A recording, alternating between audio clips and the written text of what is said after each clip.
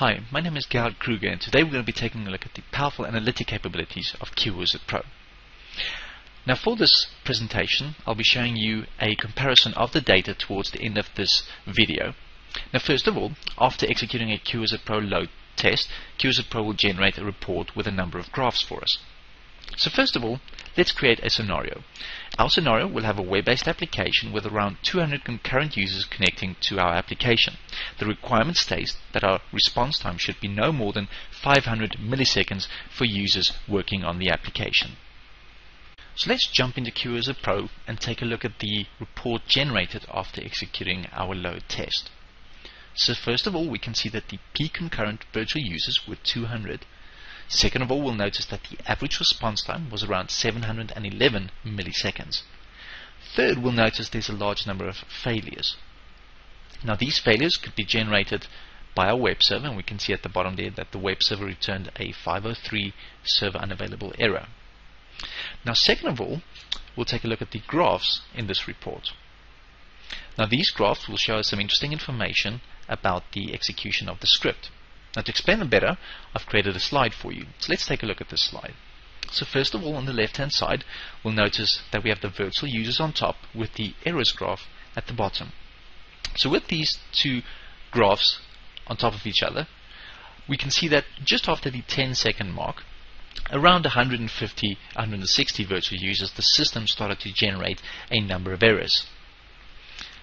On the right hand side, we'll see again the virtual users graph, and around the same time we can see that the response time of our server averaged to the 711 milliseconds shown in our report.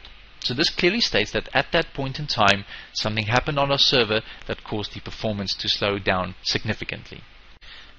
So we sent this load test report to our development team, and they've made some changes to our web server configuration. So let's run the load test again and see the results after these changes. So let's jump back to QWizard Pro and take a look at the report generated after executing our load test for the second time. Now taking a look at this report, we can see two things standing out immediately. First of all, the average response time is now around 282 milliseconds. Second of all, we'll note that there are no more failures being generated. So let's take a look at our graphs. We'll notice immediately that the response time graph has improved significantly. So let's take a look at our two scenarios side by side and let's see what has changed.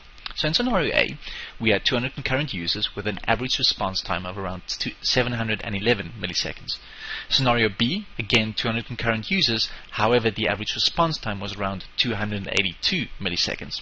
So in scenario A, the server network connection was a 10 megabits per second connection, with the web server connections limited to 120. In scenario B, the server network connection was changed to a 1 gigabit per second connection, and the web server connections was limited to 250. So with these changes made, we can see a dramatic improvement in our average response time for the end users. For more information about QWizard Pro, please visit www.cpine.com.